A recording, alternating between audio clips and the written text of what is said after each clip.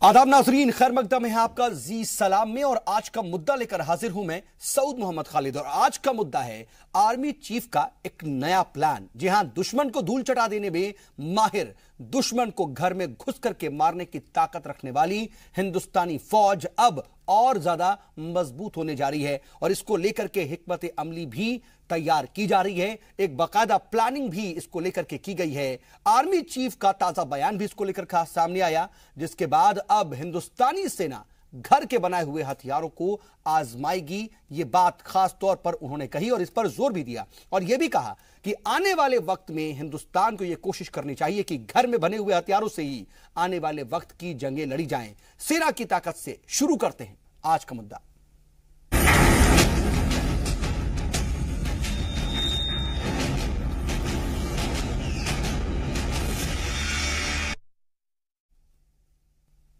तो भारतीय फौज के चीफ जनरल बिपिन रावत के बयान के बाद हिंदुस्तानी फौज अब घर के बनाए हथियारों से दुश्मन को मारेगी। लेकिन कितना लगेगा वक्त और कितना पड़ेगा इससे असर, यह सवाल है। पहले खुसूसी रिपोर्ट आपको दिखाते हैं, उसके बाद इसी पर होगी बातचीत की शुरुआत। और हमारे साथ स्टूडियो में जुड़ेगा एक खास पैनल।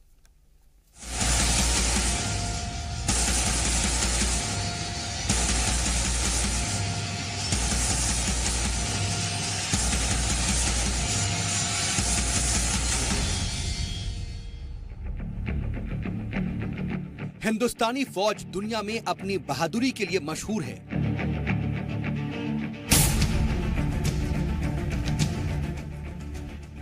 और दुश्मन के दांत खट्टे कराने में माहिर है।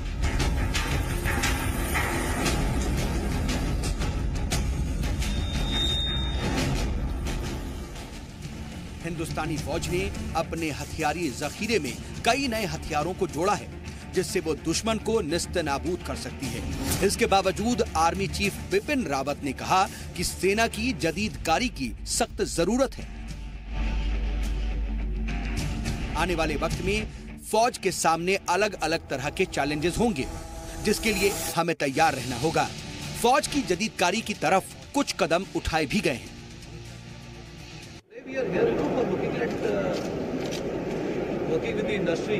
For modernization of a lot of our equipment and weapons and ammunition that we are manufacturing. Today's particular seminar is directed towards preparing for high altitude warfare. We are looking at what equipment and what kind of support the industry can give to the army for high altitude areas. That is the purpose of this seminar today, and it's been organized jointly by the army and the SID. साथ ही army chief Bipin Rawat ने मुल्क में बनी defence technology के इस्तेमाल पर जोर दिया है। दिल्ली में आर्मी टेक्नोलॉजी सेमिनार में रावत ने कहा कि अब वक्त आ गया है कि भारत हथियारों के इंपोर्ट पर मुनहसिर ना रहे और अगली जंग अपने बनाए हथियारों से लड़े। इसके अलावा उन्होंने आर्म्ड फोर्सेस के मॉडर्नाइजेशन पर भी जोर दिया है। बता दें कि हिंदुस्तानी फौज मॉडर्नाइजेशन के लिए पिछले साल ही एक प्लान फाइनल कर चुकी है। इसके तहत अगले कुछ सालों में फौज के मौजूदा हथियारों को रिप्लेस कर दिया जाएगा। And we wish to thank the industry for giving us this kind of support, because we want a lot of indigenization happening in our inventory that we have in the armed forces. यकीनन अब वक्त आ गया है कि हिंदुस्तान अपने घर में बनाए गए हथियारों से जंग लड़े और हिंदुस्तानी फौज और मजबूत हो। कहा जाता है कि फौज की मजबूती ही मुल्क की मजबूती होती है। आने वाले वक्त में जिस तरह से दुनिया जदीद हो रही है, तो ऐसे में हिंदुस्तानी फौज का जदीद होना भी बेहद जरूरी है। ब्यूरो रिपोर्ट, जी मीडिया। तो बदलते वक्त के साथ हालात भी बदल चुके हैं और जैसा तवील अरसे पहले कभी जंग का माहौल था, जिस तरीके की हिकमत अमली अपनाई जाती थी, जिस तरह की स्ट्रेटजी अपनाई जाती थी, बिल्कुल फर्क हो चुके हैं आज के हालात। लेकिन सिर्फ आज के ही हालात पर बात नहीं करनी है, बल्कि आने वाले 5, 10, 15, 20 सालों में क्या कुछ हालात होंगे, वो अपने आप में बेहद अहम हो जाता है। और इसको लेकर के तैयारी अभी से शुरू करनी होगी और अभी से यह हिकमत अमली बनानी होगी कि फ्यूचर वॉर्स दरअसल उनकी शक्ल सूरत क्या होगी और उसको लेकर के हमारी क्या तैयारी होनी चाहिए। इसी पर हम तफसील से बातचीत करेंगे और army chief general Bipin Rawat की असल में जो ये बात है उसका मतलब क्या है, उसको भी समझने की तफसील से कोशिश करेंगे। हमारे साथ बातचीत के लिए इस वक्त 4 खास मेहमान जुड़ चुके हैं। अपने मेहमानों से आपका तारुफ करा देते हैं। हमारे साथ इस वक्त स्टूडियो में 3 खास मेहमान हैं। हमारे साथ डिफेंस एक्सपर्ट हैं कर्नल तेज टिक्कू साहब। इसके अलावा हमारे साथ पॉलिटिकल एनालिस्ट हैं प्रोफेसर राजवीर जी। इसके अलावा हमारे साथ सीनियर जर्नलिस्ट हैं अमलेंदु उपाध्याय जी। और हमारे साथ दिल्ली से जुड़ रहे हैं फॉरेन एक्सपर्ट कमर आगा साहब। आप सभी का बहुत बहुत इस्तकबाल है। और कर्नल टिक्कू, मैं आपसे ही बातचीत की शुरुआत करना चाह रहा हूं, क्योंकि देखिए आज का वक्त है जो वो बेहद तेजी से बदल रहा है, बहुत तेजी से मॉडर्नाइजेशन हो रहा है, हर चीज में हम मॉडर्नाइजेशन देख रहे हैं। तो ऐसे में जो फौजी आलात हैं और जो उसकी टेक्निक है उसको भी बहुत ज्यादा मॉडर्न बनाने और बहुत ज्यादा जदीद करने की जरूरत आन पड़ी है।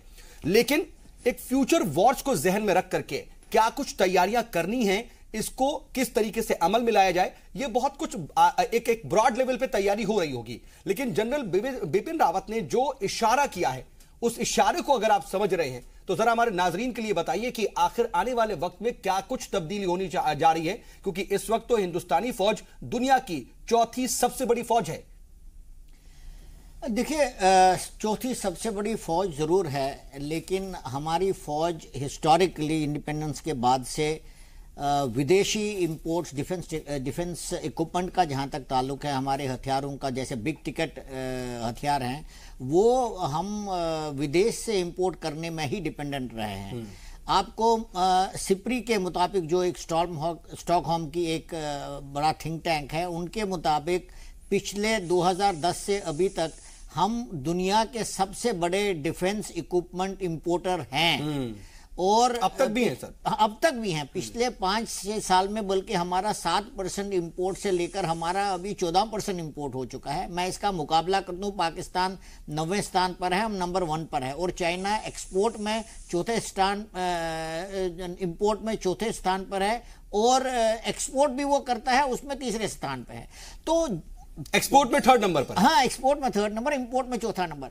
देखिए, ऐसा है, डिफेंस टेक्नोलॉजी को इम्बाइब करने के लिए, डिफेंस इंडस्ट्री को बड़ा बनाने के लिए, ताकि आपकी पूरी ज़रूरतें उनसे पूरी हो जाएं। और मैं आपको बताऊं 74% हमारा जो डिफेंस इक्विपमेंट और आर्मामेंट्स हैं वो बाहर से आ रहे हैं।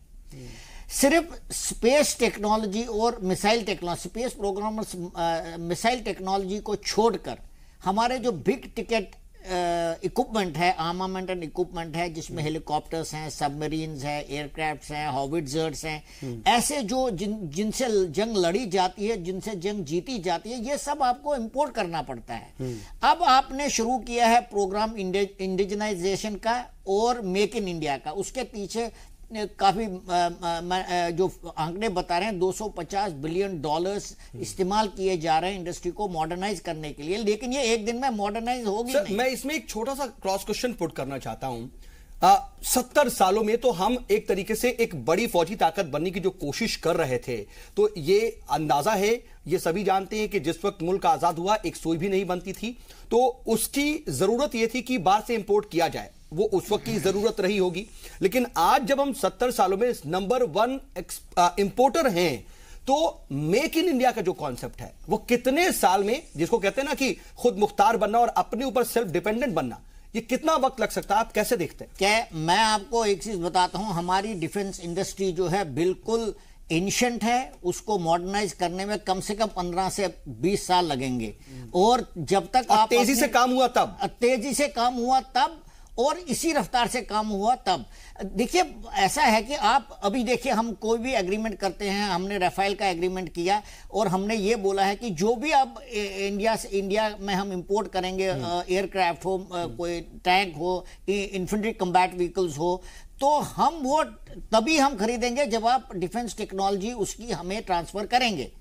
लेकिन उस टेक्नोलॉजी को एब्जॉर्ब करने के लिए आपके पास इंडस्ट्री तैयार नहीं है अभी, क्योंकि हमने पिछले 70 सालों कॉपी भी हम नहीं कर पाएंगे, कॉपी भी नहीं कर पाएंगे, क्योंकि 70 सालों में हमने डिफेंस इंडस्ट्री को पूरी तरह से नेग्लेक्ट किया, क्योंकि हम डिपेंडेंट ही बने, हम डिपेंडेंट ही बने। तो आप कैसे, मुझे नहीं लगता ये मुमकिन है कि आप, चलो पाकिस्तान से शायद आप लड़ सकते हैं, मतलब sir all of a sudden ये नहीं होगा। हाँ, लेकिन हम तो 2 फ्रंट वॉर की बात कर रहे हैं। पाकिस्तान चाइना मिलकर उसका चैलेंज करना चाहते हैं, उसकी चुनौती को हम टैकल करना चाहते बनाते हैं, तो आप अपनी इंडिजिनस आर्म्स मैन्युफैक्चरिंग से नहीं कर सकते ये, जब तक आप कंप्लीट इंडस्ट्री आप 15-20 साल लगेंगे। आप देखते हैं 15-20 साल। सर बहुत छोटा सा एक सवाल जल्दी से जोड़ दूं, बहुत शॉर्ट जवाब चाहूंगा उसका, कि क्या ये जो 15-20 साल का वक्त बता रहे हैं उस दौरान हमें बाहर से इंपोर्ट करते रहना चाहिए या फिर अभी से ही उसे बंद कर देना चाहिए, चाहे वो रफाल ही क्यों ना हो? नहीं, आप बिल्कुल बंद नहीं कर सकते, क्योंकि टेक्नोलॉजी भी बढ़ती जा रही है और आपके चैलेंजेस भी बढ़ते जाएंगे। हमारी मजबूरी है जी, हमारी मजबूरी है वो। ठीक है सर, मैं आता हूं आपके पास। कमर आगा साहब, मैं आपके पास आना चाह रहा हूं, आप फॉरेन एक्सपर्ट हैं। सर देखिए, बात जब जंग की होती है ना, तो सिर्फ और सिर्फ स्ट्रेटेजिक वॉर या जमीन या फिर फिजाई या नेवी की वॉर की बात नहीं होती है, क्योंकि आज का वक्त बड़ा बदल गया है। हम साइकोलॉजिकल वॉर और स्ट्रेटेजिक वॉर ज्यादा देखते हैं। ऐसे में जनरल बिपिन रावत जब ये बात कह रहे हैं, तो आप किस तरह से इसका तज्जिया करेंगे और हमारे मुल्क को इसको लेकर के सेल्फ डिपेंडेंट बनने में कितना वक्त लगेगा, इसको कैसे देखते हैं? देखिए, कई चीजें हैं। पहली बात तो यह है कि सेल्फ डिपेंडेंट बनने में तो समय लगेगा, लेकिन ये कि हम पूरी तरीके से तैयार हैं किसी भी जंग के लिए। ये मैं अपना नहीं बल्कि बिपिन रावत साहब का स्टेटमेंट है कि वो हिंदुस्तान, चाइना और जो इंटरनल वॉर चल रही है, प्रॉक्सी वॉर या नक्सल वॉर, उससे लड़ने के लिए भारत पूरी तरह से तैयार है। अगर वो ये कह रहे हैं तो इसके मतलब वो पूरी तरीके से तैयारी है। दूसरी बात ये कि हमारे पास काफ़ी इक्विपमेंट है, मॉडर्नाइजेशन की बहुत ज़रूरत है, लेकिन हमें जो लड़ना है वो पाकिस्तान से लड़ना। तीसरी चीज़ ये कि हमारे पास डिटरेंट नहीं सर, अगर हम पाकिस्तान की बात करें तो चाइना क्यों नहीं सर? अगर अपने दुश्मनों को देखें तो क्या पाकिस्तान से बड़ी मुसीबत चाइना नहीं है सर हमारे लिए? नहीं, बिल्कुल आपने सही कहा। चाइना की इस वक्त ऐसी स्थिति नहीं कि बहुत बड़ी जंग हो हमारी, या पाकिस्तान इस पोजीशन में है कि हमसे भारत में जंग करे। ये प्रॉक्सी वार और प्रॉक्सी चीज़ों में ज़्यादा इनका इन्वॉल्वमेंट है और उसमें लगातार ये चल कर रहे हैं। न तो उनके पास पैसा है, न इस तरह के हथियार हैं जो भारत से लड़ने में उनको सक्षम हो, जीत सकें। उनके माध्यम से कहाँ से लड़ेंगे? पाकिस्तान की आर्मी और हमारी आर्मी में बेहद ज़्यादा डिफरेंस है। रहा चाइना का सवाल, चाइना एक बहुत बड़ा थ्रेट है, इसमें कोई शक नहीं हमको, लेकिन ऐसी उम्मीद नहीं है कि वो जंग लड़ेंगे। भारत भी एक न्यूक्लियर वेपन स्टेट है, बड़ी आर्मी है, दुनिया की चौथी बड़ी आर्मी है, बैटल हार्डन है, बहुत उसको एक्सपीरियंस है लड़ाई का। और उसके अलावा अब वो सिचुएशन नहीं है जो सन 62 में थी। चाइना इस बात को जानता है। डोकलाम में भी हमने देखा किस तरीके से डील किया। तो जंग तो कोई ऑप्शन है नहीं और भारत का ऑप्शन भी नहीं है। मैं सर जल्दी से ये भी समझना चाह रहा हूं, लेकिन कि जो आज के दौर की तैयारी वॉर है जरूर दरअसल सर, अगर कहीं से कोई अटैक होता है तो उसके लिए सर आज के दौर की जो वॉर है वो दरअसल साइकोलॉजिकल वॉर, एक तरह से media, social media war, pressure war, ये ज्यादा हो गई है, ना कि सीधे सीधे एक दूसरे पर बंदूक, गोला बारूद, मिसाइल तान देना। तो इसको देखते हुए भी क्या फौज को मेक इन इंडिया का जो कॉन्सेप्ट है उसको देकर के बहुत तेजी से बदलने की जरूरत है? क्योंकि हमारी जो मौजूदा एक इंफ्रास्ट्रक्चर है वो बिल्कुल जुदा तरीके से डेवलप है, इसको पूरी तरह से ऑर्बिट शिफ्ट करने की जरूरत की बात हो रही है शायद।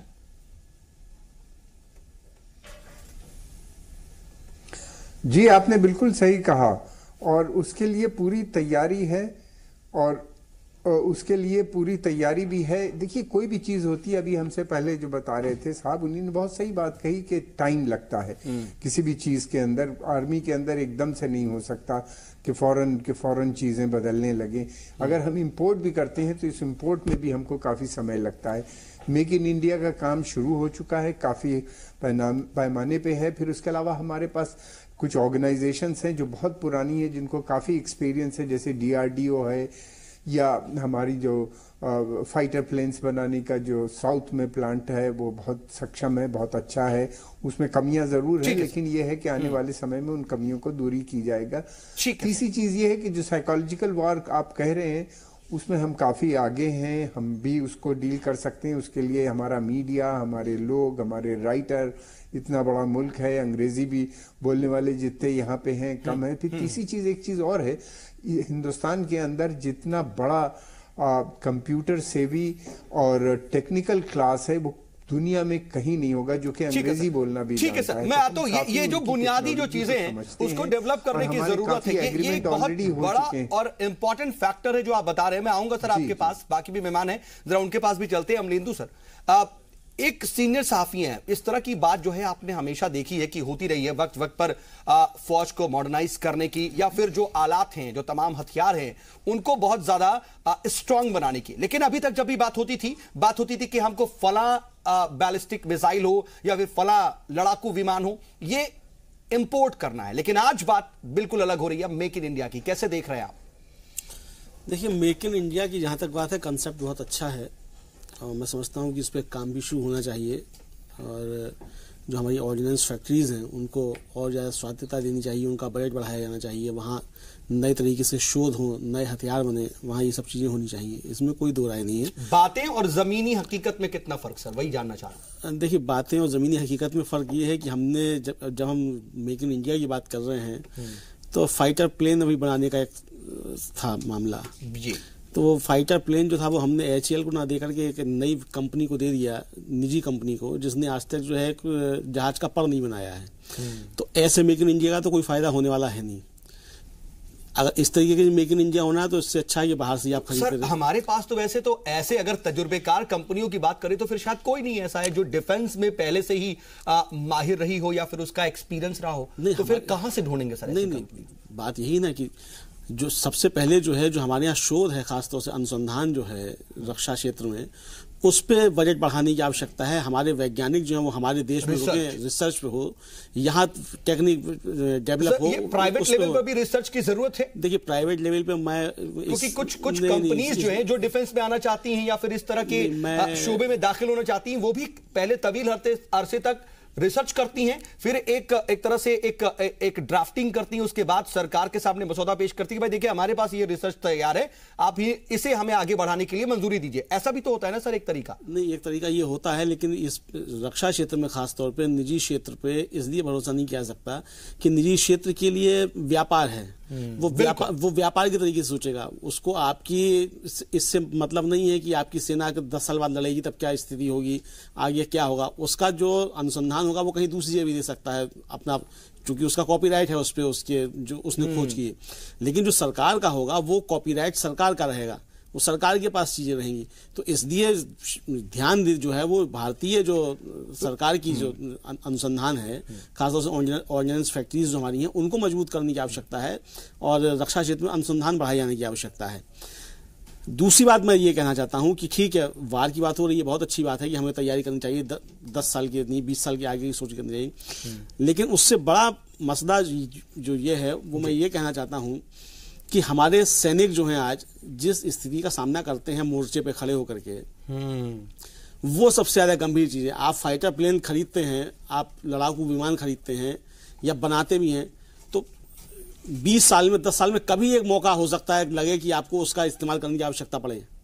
लेकिन जो सैनिक का कंबल है, छोटी राइफल है, ये उसको हर समय जो रोज इस्तेमाल होने वाली चीज है। खासतौर से जब 2.5 मोर्चे पर लड़ाई की बात हो रही है तो जो आधा मोर्चा है वो 2 मोर्चों से ज्यादा गंभीर है हमारे सैनिक के लिए। बिल्कुल। तो वो जो चीजें हैं उसकी आपूर्ति ठीक से कायदे से होनी चाहिए। मैं समझता हूं कि उससे पहले जो है मॉडर्नाइजेशन हो, बहुत अच्छी चीज है, उस मॉडर्नाइजेशन से पहले हमारा जवान जो है, जो खासतौर से उनको उसको जो है फैसिलिटेट, एक तरह से फैसिलिटीज हो। देखिए, जो कंबल होता है फौज के अंदर जो जवानों को मिलता है, उसकी क्वालिटी अगर आप देख लीजिए तो आप उसको नहीं ओढ़ सकते, आम आदमी नहीं ओढ़ सकता, उसको फौजी ही ओढ़ सकता है। तो अच्छा कंबल जो है फौजी को क्यों नहीं मिलना चाहिए? सवाल ये कि पहले उसको ही बना दिया जाए। फौजी ही ओढ़ सकता है, ये बड़ी ही अजीब सी बात है कि आम आदमी नहीं, फौजी ही ओढ़ सकता है। इसलिए ओढ़ सकता है कि उसकी मजबूरी है ओढ़ना, उसे नहीं मिल रहा। जूते जो हैं अच्छे फौजी को नहीं मिल रहे, उन जूतों पर ध्यान देना चाहिए। सियाचिन में जो है हर साल हमारे सैनिक जो है वो बर्फ में गल के मरते हैं, घटनाएं होती हैं, तो उसके लिए जो है पहले इक्विपमेंट जाना चाहिए। वो हथियार से ज्यादा जरूरी, उसके लिए अच्छे जूते, अच्छे कंबल, अच्छी वर्दी की आवश्यकता है। जो बर्फ में खड़ा हुआ है उस पर सबसे पहले ध्यान देने की जरूरत है। उसके लिए मुझे लगता है कि जब वो साइकोलॉजिकल तौर पर तैयार होगा, मेंटली फिजिकली तैयार होगा, तभी तो वो तमाम हथियारों का इस्तेमाल करेगा। सर, बहुत इंपॉर्टेंट पॉइंट आपने कहा है प्रोफेसर राजवीर। बातें तो बहुत होती हैं, लेकिन जमीन पर क्या असर है? जैसा जो बातें अभी अमलेंदु सर कह रहे थे और जो कर्नल टिक्कू कह रहे हैं कि इतना वक्त लगेगा, तो शुरुआत तो कभी होनी चाहिए, बिल्कुल, लेकिन क्या ये सही वक्त है और सही तरीके में, सही सिमत में आगे बढ़ रहे हैं हम? देखिए, मुझे ये लगता है कि आज की जो परिस्थितियां हिंदुस्तान के सामने हैं, आज की जो चुनौतियां हैं, डिफेंस के मामले में, उसके मद्देनज़र हिंदुस्तान ने अपनी सोच और अपनी अप्रोच दोनों बदली हैं। हिंदुस्तान एक समय था जब केवल सेल्फ सफिशिएंसी की पॉलिसी डिफेंस के रास्ते में अपनाता था, लेकिन अब चेंज ये हुआ है कि हम ये कोशिश कर रहे हैं कि सेल्फ सफिशिएंसी से हम सेल्फ रिलायंस की ओर बढ़ें, हम सेल्फ डिपेंडेंट बने। एक तो बात ये, दूसरी बात अपने अभी अमलेन जी ने जो कहा कि जो हमारे फौजी हैं, जो हमारे सैनिक हैं, उन सैनिकों को हथियारों के साथ साथ उनकी जो बुनियादी सुविधाएं हैं वो मिलनी चाहिए। मुझे लगता है कि इसमें कोई दो राय नहीं है कि उनको बुनियादी सुविधाएं मिलनी चाहिए, लेकिन ये बात भी सच है। देखिए, लेकिन ये बात भी सच है, पैरामिलिट्री फोर्सेस हो गई और फोर्सेस हो गई, उनके बाकायदा हर जवान के जो खाने के जो एक तरीके से पैरामीटर्स हैं वो सर फर्क आते हैं सर। तो एक इंसान का पैरामीटर तो अलग नहीं हो सकता, चाहे वो पैरामिलिट्री फोर्स का जवान हो या फिर फोर्सेस का जवान हो। नहीं, आप सही कह रहे हैं, बहुत सी डिस्क्रिमिनेशंस दिखते हैं सर, बहुत फ्लॉज हैं। नहीं, आप सही कह रहे हैं, लेकिन ये बात भी सच है कि जो फ्लॉज हमको पहले दिखते ही नहीं थे, अब वो फ्लॉज सामने आने लगे हैं। और चूंकि जब फ्लॉज सामने आएंगे तो उसका करेक्टिव मेजर भी लिया जाता है, उसकी पहचान की जाती है, उसकी जिम्मेदारी दी जाती है। और मुझे लगता है कि अमलेंदु जी ने जो बात कही उसमें एक बात मैं जरूर जोड़ना चाहूंगा कि जिस हालात में हमारे सैनिक और हमारे फौजी पहले रहते थे उसके मुकाबले में आज उनको सुविधाएं, उन्होंने सियाचिन की बात की, सियाचिन के लिए जो सुविधाएं देनी चाहिए सरकार, मुझे लगता है कि उस पर पूरा ध्यान लेकिन दे रही है। अभी एक सेना का जवान बेचारा वो तेज बहादुर दाल की क्वालिटी, पराठे की क्वालिटी को लेकर के इतना कुछ कहने को मजबूर हो गया सर। कहीं ना कहीं अंदर का जो एक ज्वालामुखी है, वही तो साहब मैं तो आपसे एग्री कर रहा हूं और अमलेंदु से भी, लेकिन मैं साथ में ये भी कह रहा हूं कि पहले ऐसी घटनाएं होती थी तो उसका कोई जिक्र ही नहीं होता था।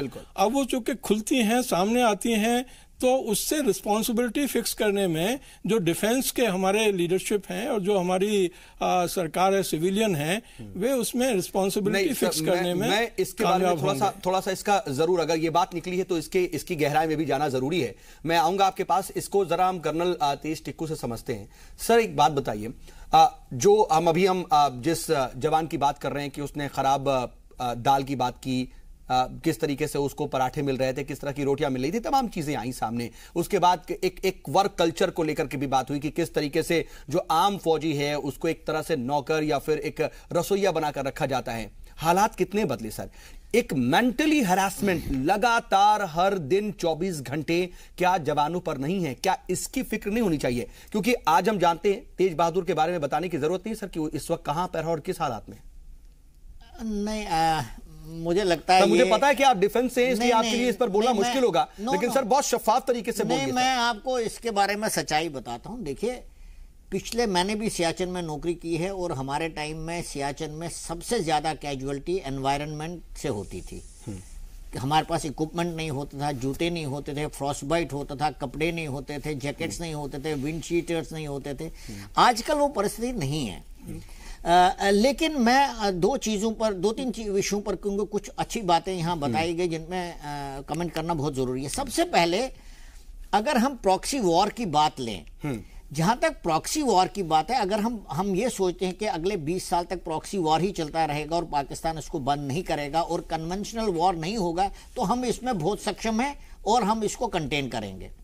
लेकिन इसमें भी अगर आप देख लीजिए, हमारा सबसे बड़ा पाकिस्तान नहीं करेगा, लेकिन चाइना तो कुछ ना कुछ करता है, बार बार वो सरगर्मी अपनी बढ़ाता है और कुछ ना कुछ इशारे करता है कि आप तैयार रहिए। मैं इस बात पर आ रहा हूं, मैंने इसीलिए बोला, अगर हिंदुस्तान की ये स्ट्रेटजी है और उनका ये सोच विचार है कि प्रॉक्सी वॉर ही चलता रहेगा और चाइना पाकिस्तान से मिलकर 2 फ्रंट वॉर इंडिया के ऊपर कन्वेंशनली नहीं थ्रस्ट करता है, तो फिर हमें दूसरी तरीके से सोचना पड़ेगा। लेकिन मैं जो हम आज का मुद्दा है वो है हमारी डिफेंस प्रोडक्शन के ऊपर। देखिए, हमारा सबसे बड़ा इंस्टीट्यूशन है DRDO, और मुझे बहुत दुख के साथ कहना पड़ता है कि DRDO ने नेशन को, हमारे देश को लेट डाउन किया है। क्या आप देखते हैं अभी आज के दिन, आज के पिक्चर्स देखो आप, जो इंसर्जेंसी में हमारा जवान खड़ा है, कल की रिपोर्ट, परसों की रिपोर्ट आप पढ़िए, एक रिपोर्ट आई कि जब CRPF के ऊपर अटैक हुआ लेटपुरा में, तो कुछ जवान तो शहीद हुए क्योंकि उनके बुलेट प्रूफ जैकेट में से गोलियां अंदर चली गई। ये आपकी चैनल ने भी ये बात कही। हाँ। तो अगर हमारे DRDO एक अच्छा बुलेट प्रूफ जैकेट नहीं बना सकते तो उसको बंद करना चाहिए। दूसरी बात है, और फिर हम बात करते हैं मेक इन इंडिया मिसाइल की, इंटरकॉन्टिनेंटल बैलिस्टिक मिसाइल्स की। सर, जब बुलेट प्रूफ जैकेट नहीं बना सकते तो फिर यहां पर कहां जाएंगे? मैं आपको दूसरी 2-3 चीजें बता दें। आप हमारे जवान जो इंसर्जेंसी में ऑपरेट कर रहे हैं, आपने क्या उनकी हेलमेट्स देखी हैं? आप उनकी हेलमेट देखिए, धकियानूसी हेलमेट जो DRDO ने बनाई, उसका वजन ही इतना ज्यादा है कि वो उसकी मूवमेंट रेस्ट्रिक्ट होती है। सर, बाइक पर जो लोग आजकल फैशनेबल हेलमेट लगाते हैं ना, वो उससे बेहतर हेलमेट यूज करते हैं। एब्सोल्युटली, क्योंकि आपके पास ये बेसिक चीजें नहीं है। आपने 20 साल पहले नया राइफल, इसके पीछे लेकिन क्या करप्शन नहीं है? मैं एक और मेजर्स तो शायद अच्छे लिए जाते हैं, लेकिन इंप्लीमेंटेशन गलत है, करप्शन ज्यादा बड़ा है। मैं आपको एक और उदाहरण देता हूं, जिससे जो सिर्फ इन्फेंट्री मैन प्रॉक्सी वॉर में इस्तेमाल करता है, उनका राइफल हम इस्तेमाल करते थे 7.62 millimetre self loading rifle SLR। इसके बदले में DRDO को कॉन्ट्रैक्ट दिया गया, उन्होंने इंसैस राइफल प्रोड्यूस किया और इंसैस राइफल से हमारी पूरी बटालियन ने आजकल फिर उनसे इक्विप हुई। लेकिन आज का क्या हो रहा है, इंसैस राइफल को बिल्कुल नकारा साबित हुआ है वो फौज की हाथ में। और अब ये सोच रहे हैं कि जो इंसर्जेंसी में है और लाइन ऑफ कंट्रोल में, उसके लिए राइफल वो इंपोर्ट करें। कि मतलब ये है, हम बुलेट प्रूफ जैकेट, हम बेसिक चीज हेलमेट, हम एक इन्फेंट्री का जो नॉर्मल वेपन है, पर्सनल वेपन जिसको बोलते हैं फौज में, हम वो नहीं प्रोड्यूस कर सकते। तो पहले तो आप इसी को कर लेंगे। नहीं तो बिल्कुल ठीक बात कही उन्होंने, जो जवान 24 घंटे लड़ रहा है लाइन ऑफ कंट्रोल पर या आतंकवादियों के बरखिलाफ, उसको तो ठीक तरह से आप इक्विप कीजिए। तो ये हमारे सामने बहुत बड़ा चैलेंज है। कन्वेंशनल वॉर अगर होगा, जब होगा, उसके लिए तो आपने तैयार होना है, लेकिन पहले उस जवान को तो आप सक्षम बना लिए जिसने लड़ाई, जो 24 घंटे लड़ाई लड़ रहा है। तो ये हमारी सबसे बड़ी कमजोरी है। बहुत बुनियादी बातें हैं सर, और इस पर जिक्र होना बहुत जरूरी है। हम बड़ी बड़ी बातें कर लेते हैं, लेकिन छोटी बातें छूट जाती हैं। दरअसल छोटी बातों को अगर हमने ठीक कर लिया तो बड़ी बातें शायद बहुत आसान हो जाएंगी। हम एक छोटे से ब्रेक पर जा रहे हैं, ब्रेक से लौटेंगे और कम से कम इन छोटी बातों पर और तफसील से बातचीत करेंगे।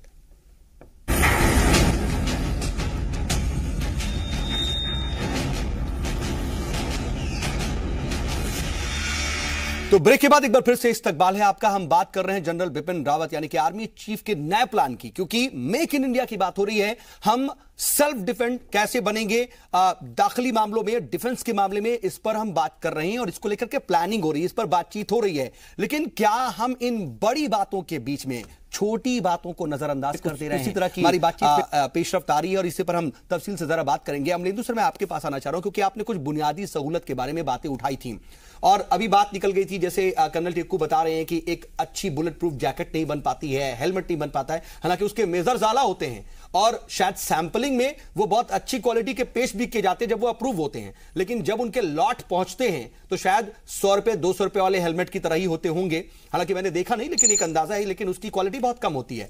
फिर भी मैं दरअसल ये समझना चाह रहा हूं, जैसा अभी हम तेज बहादुर की बात कर रहे थे कि किस तरीके से उसने दाल की और तमाम खाने की क्वालिटी का जिक्र किया था, आज तक हम मेस सिस्टम भी अपनी फौज में नहीं बदल पाए हैं। ये एक बड़ा डिस्क्रिमिनेशन है, यानी हम अंग्रेजों की ही चीजों को अभी तक लागू कर रहे हैं। जब तक हम अपनी सोच में और इन चीजों में इंप्लीमेंटेशन नहीं करेंगे सर, हम मेक इन इंडिया की बात 1000 कर ले शायद हो नहीं पाएगी। देखिए, इस तरीके से जो हमारा पूरा सिस्टम है वो पूरा ही अंग्रेजों की देन है, एक तरीके से कहा जाए। सिर्फ फौज ही नहीं, हमारी पुलिस का भी सिस्टम है वो भी अंग्रेजों की देन है, हमारी न्यायिक व्यवस्था है वो भी अंग्रेजों की ही देन है। तो हम आमूलचूल परिवर्तन करने की स्थिति में आज तक हो ही नहीं पाए हैं और मुझे नहीं लगता कि बहुत जल्दी हम कोई आमूलचूल परिवर्तन करने की स्थिति में पहुंच जाएंगे, क्योंकि उसके लिए बहुत सी तैयारियां होती हैं। सबसे बड़ी बात यह है कि हम जिस समय आज़ाद हुए उस समय हम इस स्थिति में थे ही नहीं कि हम कुछ नया कुछ सोच पाते।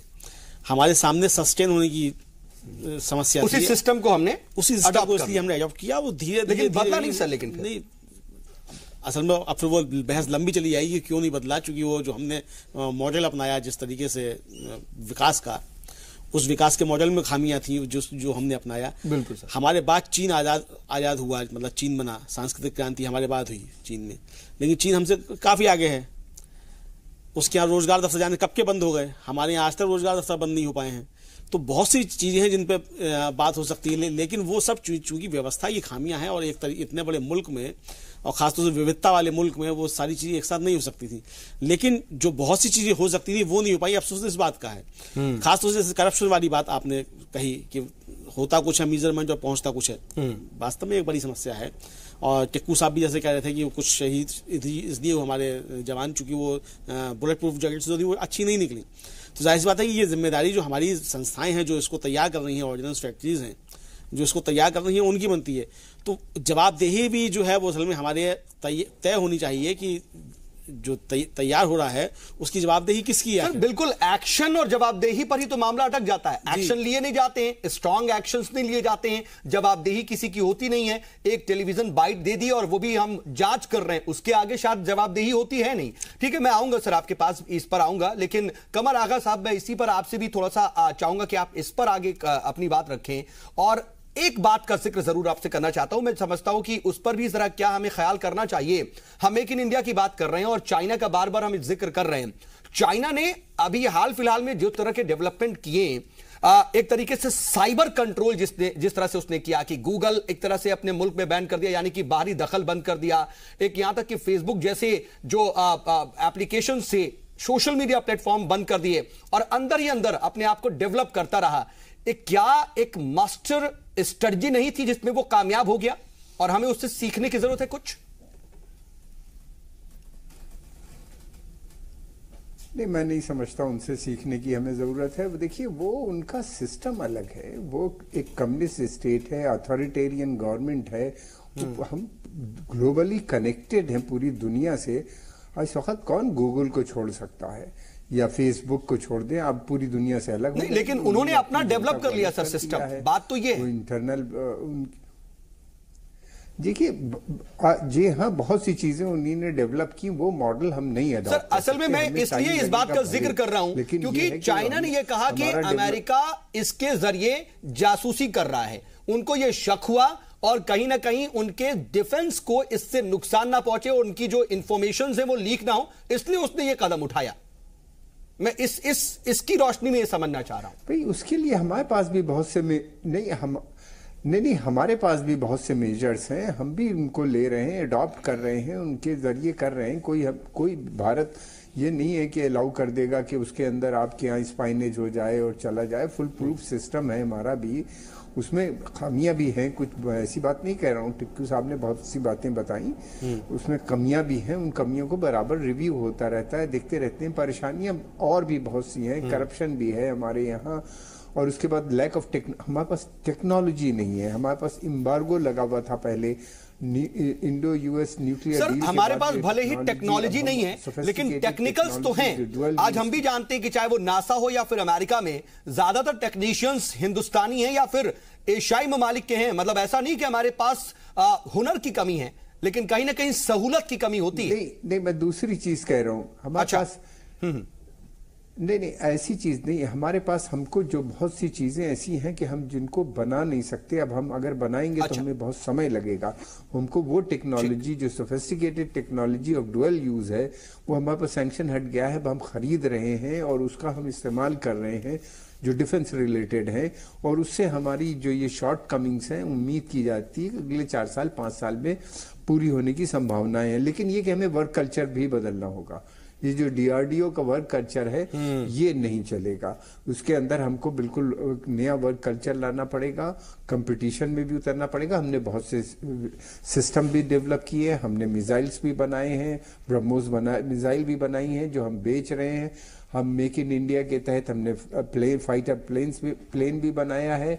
और आने वाले समय में इस तरह के बड़े हाई प्रोफाइल चीज़ें हैं जो रशियन कोलैबोरेशन में और या दूसरे मुल्कों के कोलैबोरेशन में हम बहुत सी चीज़ें यहाँ पे बनाएंगे और इंटरनेशनल मार्केट में भी बेचेंगे।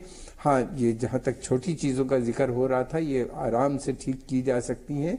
मैं समझता हूँ इसके ऊपर जोर देना चाहिए, आर्मी से वालों को ध्यान देना चाहिए कि वो इस किस्म की अगर बातें जो हैं जो सुनने में बार बार आती रहती हैं, खाने की सप्लाई ख़राब है या कंबल ख़राब उनको मिल रहा है या जिस कंडीशन में वो लड़ाई लड़ रहे हैं सोल्जर या उनके हालात वहाँ पे जिस तरह के, उसमें ज़रूर ठीक होना चाहिए। मैं समझता हूँ कि आर्मी को इसके ऊपर ध्यान देने की सख्त प्रोफेसर राजवीर, मैं इस पर आपसे रिएक्शन चाहूंगा कि एक तरीके से कहते हैं ना कि पॉलिटिकल एक इंटरेस्ट जरूरी है और कहीं ना कहीं ये कोशिश होनी चाहिए कि पॉलिटिकली इस पर काम अच्छी तरह से हो।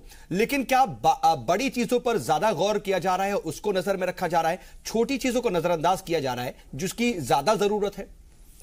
नहीं, सऊद साहब अगर आप देखें पिछले लगभग कुछ सालों से, तो मुझे लगता है कि इसमें हमको जो हम कह रहे हैं उसमें कहीं ना कहीं हमको थोड़ा सुधार करना पड़ेगा।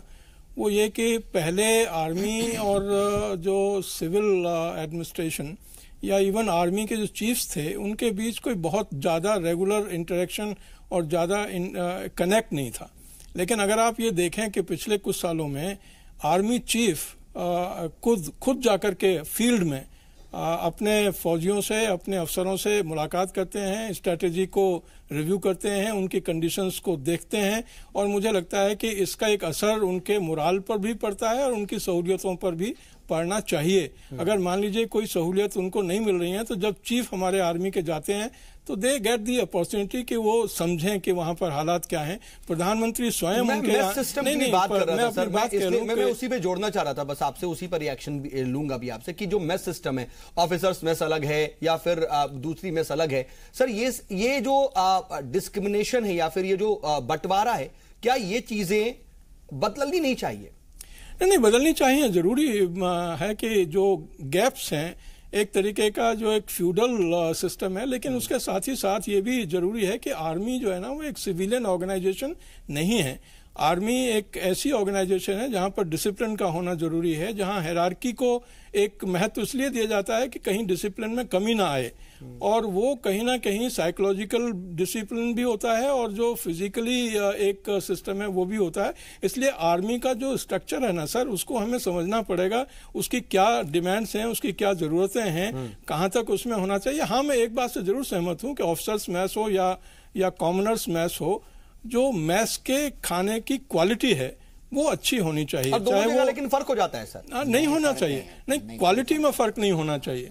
और मुझे लगता है, और दूसरी बात यह है, हाँ कर्नल टिक्कू, मैं इस पर जरा सा जो कह रहे हैं प्रोफेसर राजवीर की क्या जरूरतें हैं और किस तरह से इस पर करना चाहिए, मैं इस पर चाहूंगा कि आप जरा रोशनी डालें कि जो सिस्टम है, फ्यूडल सिस्टम की बात हो रही है, उस पर जरा रोशनी डालें कि क्या ऐसा है या ये कहीं साइकोलॉजिकल असर डालता है? नहीं, बिल्कुल साइकोलॉजिकल असर नहीं डालता। मुझे नहीं समझ में आ रहा आप लोग कहां से ये खबरें लाते हैं। हिंदुस्तान की आर्मी ऑपरेशनली सबसे एक्सपीरियंस्ड है और सबसे ज्यादा जो दुनिया इंडिपेंडेंस के बाद इंडियन आर्मी ने जो कारनामे किए हैं किसी आर्मी ने नहीं किए हैं। और इसका एक उदाहरण है, कोई भी वर्ल्ड में जो भी आर्मीज हैं, यूनाइटेड स्टेट, चाइना, पाकिस्तान हो, रशिया, कोई भी आर्मी कारगिल हाइट्स वापस नहीं ले सकती थी, सिर्फ इंडियन आर्मी ने ले लिया।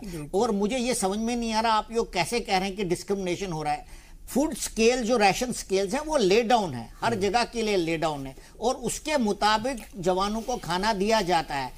वेलफेयर ऑफ ट्रूप्स एक कमांड रिस्पॉन्सिबिलिटी है, जो कमांडिंग ऑफिसर इसमें फेल होगा उसका कोर्ट मार्शल होता है। इंडियन आर्मी के सिस्टम जो है वो तो अभी सेंट्रल पैरामिलिट्री फोर्सेस भी कॉपी कर रहे हैं, क्योंकि ये एक सिस्टम काफी अच्छा चल रहा है। वेलफेयर ऑफ ट्रूप्स तो सबसे बड़ा कमांड रिस्पॉन्सिबिलिटी। अगर आप वेलफेयर ऑफ ट्रूप्स में ध्यान नहीं देंगे तो आपके लिए मरने को कौन तैयार है? आप देख ही लीजिए, मैं आपको एक उदाहरण देता हूं।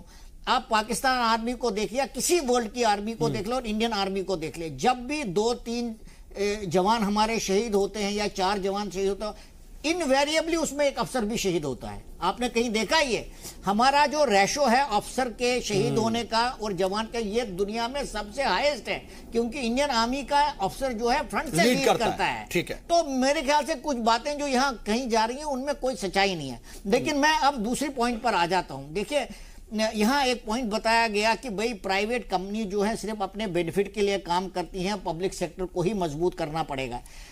प्रॉब्लम यह है, पब्लिक सेक्टर में कोई अकाउंटेबिलिटी नहीं है। इस वजह से मिसाइल प्रोग्राम और स्पेस प्रोग्राम को छोड़कर हमारी public sector undertakings totally fail हो चुकी है। मुझे लगता है जिस प्रकार से हमारी मिसाइल टेक्नोलॉजी, मिसाइल प्रोग्राम चल रहा है आगे और स्पेस प्रोग्राम आगे चलता है, उसी वो कैसे चल रहा है उसको देख करके हमें दूसरे प्राइवेट पब्लिक सेक्टर पार्टनरशिप बनानी चाहिए। और देखो, ब्रह्मोस मिसाइल है, ब्रह्मोस मिसाइल इंडिया और रशिया ने इकट्ठा मिलकर बनाया और दुनिया में सबसे खतरनाक वो क्रूज मिसाइल है और दुनिया उसको खरीदना चाहती है। ये भी इंडिया ने बनाया है। स्पेस प्रोग्राम है, हम मार्स पर पहुंच गए सबसे कम खर्च कर। जब हम इतना कर सकते हैं तो हम बाकी चीजें क्यों नहीं सुधार सकते हैं? अमेरिका के अंदर 2 सबसे बड़ी प्राइवेट कंपनीज हैं, लॉकहीड मार्टिन और बोइंग। वो उनका तकरीबन 90% जो इक्विपमेंट है आर्म्ड फोर्स का इक्विपमेंट वही बनाती है। तो जब वो बना सकती है तो हम क्यों नहीं बना सकते? किसी भी प्राइवेट कंपनी को जब आप कॉन्ट्रैक्ट देते हो तो उसमें GSQR होता है, जनरल। लेकिन यहां पर जो फ्लॉ बताया गया सर, जैसा कि अमरेंदु जी कह रहे थे कि उसको तजर्बा नहीं है, उसने कभी इस तरह की चीजें बनाई नहीं। मैं समझता हूं तजुर्बे से ज्यादा उनकी अकाउंटेबिलिटी नहीं है, करप्शन है। वो तो उसको दूर करें, आप उनको ठीक करें। क्योंकि जहां पर आफ्टरऑल हमारे पास मिसाइल कब से बनाना शुरू हुआ और टैंक कब से बनाना शुरू हुआ, दोनों में कितना अंतर है। लेकिन हम मिसाइल में कहां पहुंच गए, हम स्पेस साइंस में कहां पहुंच गए, और वो कब शुरू हुआ और उससे बदले अर्जुन टैंक कब बनाना शुरू हुआ? क्योंकि अकाउंटेबिलिटी की बात है। आपने जो लोग काम नहीं कर रहे हैं उनको बदली करो। हमारे पास तो ये जो ये फर्क है सर, आखिर वो क्यों डिफरेंस क्यों नजर आता है? जरा मैं इस पर भी तफसील से जाऊंगा कि हम मिसाइल में या फिर हमारे जो एक मिशंस होते हैं उसमें हम अच्छी तरह से कामयाब हो रहे हैं, लेकिन जो हमारे बुनियादी हथियार हैं उसको लेकर के हम क्यों नहीं कामयाब हो रहे हैं? क्या DRDO को लेकर के जो भी तमाम बातें हो रही हैं इस पर जरा तफसील से बात करेंगे, लेकिन वक्त एक छोटे से ब्रेक का और हो चला है। ब्रेक से लौटते और बातचीत को आगे बढ़ाते हैं।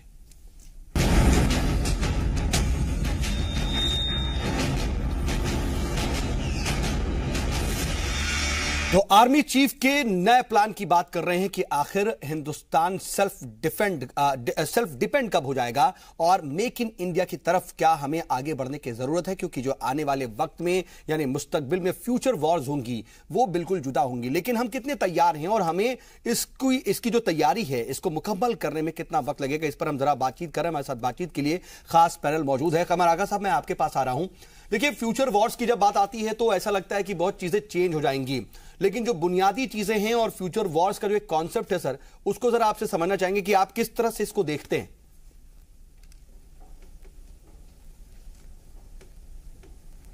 देखिए, बहुत तरीके हैं। हम लोग इस वक्त सबसे ज़्यादा जो हमारे साथ प्रॉब्लम है, फ्यूचर वार से ज़्यादा बड़ी प्रॉब्लम प्रॉक्सी वार है हमारे साथ। इस वक्त सारा कंसंट्रेशन प्रॉक्सी वार में है, और साथ में यह है कि आर्मी जो फ्यूचर वार होनी है उसके लिए जो मॉडर्नाइजेशन प्लान है एक पूरा इंटैक्ट है, उसके लिए उसकी के ऊपर काम किया जा रहा है। स्वरूप जो फेस है आर्मी का, आप देखिएगा अगले 10 साल में पूरा बदलाव आपको नजर आ जाएगा। वक्त के साथ साथ ये कंटिन्यूटी एंड चेंज होती है। एक चीज जो पुरानी चल रही है उनको धीरे धीरे बदला जाता है। कोई आर्मी में ये नहीं हो सकता कि एकदम से आपने उसको ओवरनाइट सब बदल दिया।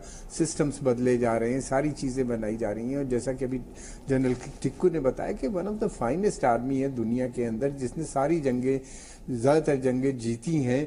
और फिर उसके अलावा इसी यही नहीं बल्कि इसका जो रोल है, एक सबसे बड़ा रोल ये है पीस कीपिंग का जो है, जिस पे हमने बात नहीं की। जो बहुत कम देश, सारी दुनिया की जो कॉन्फ्लिक्ट जोन है जहाँ जहाँ हो रही है वहाँ पे इंडियन फोर्सेज भेजी जाती हैं और वो वहाँ पे एक बड़ा अच्छा काम कर रही हैं। फिर उसके बाद हमारी नेवी जो है वो पूरा जो right from Malacca, straight of Malacca से लेके आप देखिए गल्फ ऑफ हॉर्मुज और इवन फर्दर आगे तक जाके वहाँ पे काम कर रही हैं, पायरेसी के खिलाफ लड़ाई लड़ रही हैं। और यही नहीं बल्कि ये पूरी जो सी लेन है उसकी गारंटी में लगी हुई है। इंडियन ओशन के अंदर जिस तरह का काम कर रहे हैं पूरी दुनिया, इस वक्त सारा यूरोप, अमेरिका भारत की तरफ देख रहा है। अमेरिकन इतनी जो बाद में स्ट्रेटेजिक कोऑपरेशन की बात कर रहे हैं भारत से, उसकी वजह ये है कि इतनी बड़ी आर्मी है, इतनी, जैसा कि टिक्कू साहब ने बताया कि इतनी डिसिप्लिन आर्मी आपको शायद, और इतने कम पैसे में जो वो काम कर रहे हैं सोल्जर्स हमारे, जिसकी कोई इंतहा नहीं। उनको जिस तरीके से करते हैं ये वही काम कर सकते हैं, और इतनी डिफिकल्ट कंडीशंस में रह के वो काम कर रहे हैं। मुझे नहीं लगता कि यूरोप या अमेरिकन सोल्जर, हमने देखा क्या किया उन्हीं ने इराक या अफगानिस्तान के अंदर अमेरिकन सोल्जर्स ने किया। उनकी कॉस्ट ऑफ कितनी कॉस्ट थी वो फुल अनइमेजिनेबल। $1 मिलियन के करीब पड़ता था एक पर सोल्जर पे पर ईयर का खर्चा। और अमेरिकन इकोनॉमी क्राइसिस में आ गई। $7 ट्रिलियन ट्रम्प साहब ने अभी बताया, डिस्क्लोज किया है कि उनका इराक और अफगानिस्तान में खर्चा हो गया। और उनकी आर्मी, सर ऐसे चैलेंजेस तो हिंदुस्तान के सामने भी है ना। इन चैलेंजेस के लिए या जो हिकमत अमली तैयार की जा रही है या जो जनरल बिपिन रावत कह रहे हैं, उसको कैसे समझेंगे? एक सेकंड फैसल साहब, एक सेकंड। आप क्वेश्चन बहुत करते हैं, जवाब नहीं। सुनिए एक सेकंड। फैसल साहब देखिए, ये सारी चीजें हैं, उसको देखते हुए हमारा एक कल्चर है, उस कल्चर के हिसाब से हम काम कर रहे हैं। कास्ट कटिंग भी हम लोग कर रहे हैं, नए वीपन सिस्टम भी बनाने जा रहे हैं। 2-3 प्रॉब्लम है, जिसका सबसे बड़ी प्रॉब्लम ये है, जब हमने मिसाइल प्रोग्राम इतना सक्सेसफुल कर लिया, दूसरी चीजें क्यों नहीं हो रही हैं हमारी, उसमें उसकी कई वजह है। एक तो ये है कि थोड़ा सा हमारे यहाँ पब्लिक सेक्टर के अंदर बाज़ी जगहों पे करप्शन है और टेक्नोलॉजिकल अपग्रेडेशन नहीं होता बहुत जल्दी। अब उम्मीद की जा रही है कि ये टेक्नोलॉजिकल अपग्रेडेशन जल्दी से किया जाएगा। ये जो गैप है हमारी टेक्नोलॉजी का, ये उम्मीद की जा रही है कि जल्दी पूरा हो जाएगा। और बहुत स्पेशल ध्यान दिया जा रहा है सेना के ऊपर, और इन DRDO या दूसरे जो हमारे जहाँ पे हमारे बन रहे हैं ये वेपन सिस्टम्स जहाँ पे डेवलप हो रहे हैं, उनके ऊपर काफी ध्यान दिया जा रहा है। तो उम्मीद है कि ये ओवरनाइट चेंज नहीं हो सकता, वर्क कल्चर भी बदल रहा है, थोड़ा समय लगेगा, थोड़ी हिम्मत से काम लीजिए। और हमें पूरी उम्मीद है कि हम डिफेंस प्रोडक्शन में भी काफी आगे निकल जाए। ठीक है सर। कर्नल टेक्कू, इसी को मैं जरा आपसे भी तफसील से समझना चाहूंगा कि आप कह रहे थे कि हम मिसाइल प्रोग्राम्स हो, स्पेस प्रोग्राम्स हो, उसमें तो बहुत तेजी से आगे बढ़ रहे हैं, लेकिन बाकी जगहों पर पीछे रह जाते हैं। तो इसकी वजह क्या आप देख पाते हैं? कहां फ्लॉ रह गया, कहां कमी रह गई? देखिए, मैं आपको बताता हूं, आज़ादी के बाद बदकिस्मती से हमारे जो हुक्मरान थे, जो लीडर्स थे, उनको जो स्ट्रैटेजिक इंटरेस्ट जो है हमारे देश के, उनको प्रोटेक्ट करने के लिए एक जो स्ट्रैटेजी बन जाती है, जियो स्ट्रैटेजी जो बन जाती है, उसके बारे में उनको ज़्यादा इल्म नहीं था। हम ये सोचते रहे कि हमारा सबसे बड़ा दुश्मन चाइना है, लेकिन वो हमारे साथ कुछ नहीं करेगा, लेकिन वो हमारा सबसे बड़ा दोस्त साबित होगा। तो जब 1962 में उन्होंने हमारे ऊपर हमला करके हमें काफी मुश्किल करना पड़ा, तो उसके बाद ये सोच में आ गया कि भाई दुनिया ऐसे आइडियलिस्टिक ख्यालों से नहीं चलती, हिंदी चीनी बाई से नहीं चलता। हर देश के अपने जो स्ट्रैटेजिक इंटरेस्ट हैं वो उनको बचाने के लिए किसी भी हद तक जाएंगे। लेकिन बदकिस्मती से क्या हुआ, उस टाइम हम कोल्ड वॉर चल रहा था जबरदस्त। कोल्ड वॉर के टाइम में हम वेस्टर्न पावर सोचते थे कि हम बिल्कुल रशिया के लैप में हैं, हम रशियन की तरफदारी कर रहे हैं, और पाकिस्तान जो है वो अमेरिका का एक स्ट्रेटेजिक एलाय था। तो अमेरिका ने उस टाइम हमारे को टेक्नोलॉजी देने से मना किया, जिसकी वजह से सोवियत यूनियन ज्यादा और ज्यादा हमारे अंदर घुस गया, और हमारा तकरीबन पूरा 80-90% इक्विपमेंट सोवियत यूनियन से आया, लेकिन टेक्नोलॉजी कभी ट्रांसफर हुई नहीं, जिस वजह से हमारे जो आर्मामेंट इंडस्ट्री है वो बिल्कुल दकियानूसी रह गई। और जब हमने शुरू करी तो टेक्नोलॉजी ट्रांसफर हुआ नहीं, टेक्नोलॉजिकल अपग्रेडेशन नहीं हुआ, जिस वजह से हमारी डिफेंस इंडस्ट्री का ये बुरा हाल है। ये चीज मिसाइल प्रोग्राम और स्पेस प्रोग्राम में एप्लीकेबल नहीं था, क्योंकि उसके लिए कुछ अलग से मापदंड थे। लेकिन मैं ये सोच रहा हूं कि जिस प्रकार से गवर्नमेंट अभी काम कर रही है, DRDO और हमारी जो प्राइवेट सेक्टर और पब्लिक सेक्टर की पार्टनरशिप के अंदर अब ज्यादा जोर दिया जा रहा है। मुझे लगता है अगले 5 से 10 साल के अंदर हम सक्षम हो जाएंगे देश के अंदर बिग टिकट प्रोजेक्ट्स में प्रोड्यूस करने के लिए, उसमें मिसाइल, उसमें सबमरीन्स हो, हेलीकॉप्टर्स हो, अटैक हेलीकॉप्टर हो, इन्फेंट्री कम्बैट व्हीकल हो, टैंक्स हो, एयरक्राफ्ट हो। मुझे लगता है 10-15 साल में हम चाइना और इफ नॉट अमेरिका, कम से कम चाइना की और रशिया की स्थिति में आ सकते हैं। ठीक है अमलेंदु जी, लेकिन बात बार बार देखिए बड़ी बातों और छोटी बातों के बीच में हो रही है। ये भी एक बड़ा फर्क है कि बड़ी बातों पर भी जोर देने की जरूरत है, उस पर भी गौर करना है कि स्ट्रेटजी की एक प्लानिंग तो होनी ही है, लेकिन छोटी बातों को भी नजरअंदाज नहीं किया जा सकता कि बुनियादी सहूलत क्यों नहीं दी जाए, या फिर बुनियादी सहूलतों में जो कमी है उसको कैसे दूर किया जाए। नहीं, दोनों बातों पर काम करने की आवश्यकता है। कोई ये नहीं कह रहा है कि बड़ी चीज़ों पर ध्यान नहीं दिया जाए, कि बड़े हथियार हमको नहीं बनाने हैं और छोटे हथियार ही बनाने हैं, ऐसा नहीं है। दोनों चीज़ों पर ध्यान देने की आवश्यकता है। लेकिन मेरा जो कहना है वो कहना ये है कि जो पहली हमारी प्राथमिकता है वो हमारी तय हो जानी चाहिए, प्रायोरिटी तय हो जानी चाहिए कि हम चरणबद्ध तरीके से किस तरीके से करेंगे। ऐसा नहीं कि पहले छोटे स्तर पे काम हो जाए, दोनों पैरेलल भी चल सकते हैं, लेकिन जो छोटा स्तर का काम है वो जल्दी, चूंकि उसका टास्क पूरा किया जा सकता है, तो उस पर ज्यादा ध्यान दे लिया जाए। बाकी चीजें उसको लंबी दूरी के तरीके से उसको तय करके कम से कम इसके लिए 15 साल 20 साल जैसा वक्त बताया जा रहा है, उतनी जरूरत नहीं है। इन चीजों को ठीक करने में? छोटी चीजों को ठीक करने के लिए मेरे कुछ वक्त में, 2-3 साल के अंदर भी ठीक हो सकती हैं। अच्छे कायदे से अगर उस पर ध्यान दे लिया जाए। अब जैसे जैकेट वाली बात है, तो जैकेट पर ध्यान देने के लिए कोई लंबे टास्क की थोड़ी है भाई, थोड़ी सी व्यवस्था ठीक कर दिया जाए, DRGA को ठीक कर दिया जाए, जैकेट अच्छी बनने लग जाएंगी। इसी तरह की जो छोटी छोटी चीजें ये तो बहुत आसानी से जल्दी ठीक हो सकती हैं। तो पहले इसको कर लिया जाए और बाकी बड़ी चीजों पे जो हमारा है तो अनुसंधान तो उसमें भी करना पड़ेगा ना। बिना रिसर्च के, बिना टेक्नोलॉजी के तो काम चलेगा नहीं। बड़ी हथियार भी आप नहीं बनाएंगे। तो उस पर भी ध्यान दिया जाए कि जो खासतौर से हमारे देश की जो मेधा है वो देश में रुके और वो हमारे लिए काम करे, खासतौर रक्षा क्षेत्र के अंदर भी काम करे। इस पर ध्यान देने की आवश्यकता है। ठीक है, लेकिन प्रोफेसर राजवीर, एक कहा जाता है सियासी कुव्वत इरादी, यानी कि एक तरह राजनीतिक इच्छा शक्ति की बहुत ज्यादा जरूरत है, एक बहुत फोकस्ड वे में आगे बढ़ने की जरूरत है। लेकिन हम एक जमहूरी मुल्क है, लोकतंत्र है, तमाम तरह के मुख्तलिफ आवाजें हैं। तो क्या ये इतना आसान होगा, एक अगर प्लानिंग कर भी ली जाए तो उस पर स्टिक्ट होकर के आगे बढ़ते रहना? देखिए, मुझे लगता है कि अगर देश की जो पॉलिटिकल लीडरशिप है वो एक डिटरमिन्ड और विल पावर वाली लीडरशिप है, तो जितनी भी विरोधी आवाज भी कभी उठती है तो उसका मुकाबला भी किया जा सकता है।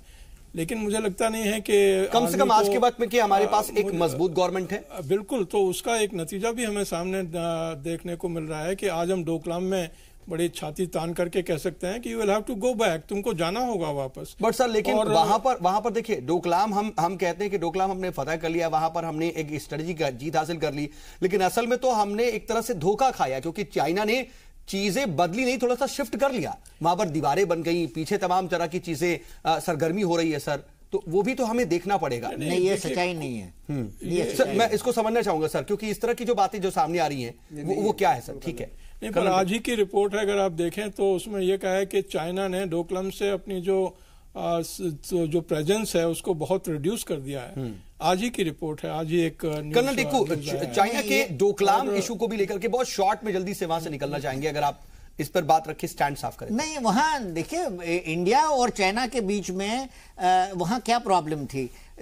सिर्फ कॉन्फ्लिक्ट इस बात का था कि वो डोकलाम में जो है, जो उनके मुताबिक जो सोचते हैं ट्राई जंक्शन है, जो कि बिल्कुल हमारा मानना है जो जहां ट्राई जंक्शन उससे 8 किलोमीटर नीचे है, साउथ की तरह है। अगर वो वहां आएंगे तो वो हमारे सिलीगुड़ी कॉरिडोर को थ्रेटन करते हैं अपनी आर्टिलरी से, और भूटान में जो मेन टाउन्स हैं उनको थ्रेटन कर रहे हैं। हमारा भूटान के साथ संधि है, इसलिए जब उन्होंने भूटान को थ्रेटन किया तो हमने बोला भैया आप ये रोड नहीं बना सकते। सिर्फ झगड़ा इस बात का है तो वो रोड नहीं बनाएंगे, और उन्होंने रोड नहीं बनाई। ठीक है, प्रोफेसर राजीव, बहुत शॉर्ट में सर आपका, क्योंकि वक्त बिल्कुल नहीं है। 2 चीजें ऐड करना चाहूंगा। एक तो ये कि डिफेंस का जो बजट है हमारा, उसमें वृद्धि हुई है। उस और जब बजट का एलोकेशन हमारा बढ़ा है डिफेंस के लिए, तो नेचुरली R&D भी बढ़ेगी और जो बेसिक सुविधाएं वो भी बढ़ेंगे।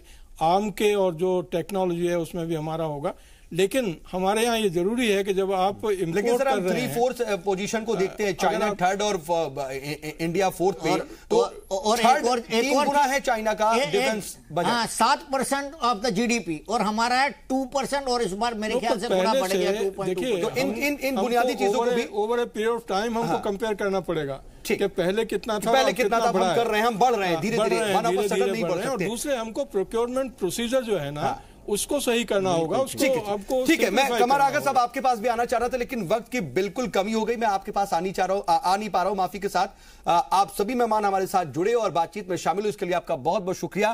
देखिए, जरूरत इस बात की है कि हर एक चीज को पैरेलल वे में आगे लेकर के जाया जाए और हर एक सतह पर काम किया जाए, हर एक महाज पर काम किया जाए, लेकिन जरूरत इस बात की भी है कि एक जो कुव्वत इरादी है उसको बनाए रखा जाए। सिर्फ बातें ही नहीं बल्कि अमल में लाया जाए, लेकिन बातों से ही कम से कम चीजें मुकम्मल होती हैं। कम से कम आज शुरुआत है, कम से कम आने वाले वक्त में ये अमल में भी आएंगे और आने वाले वक्त में तस्वीर बदलेगी।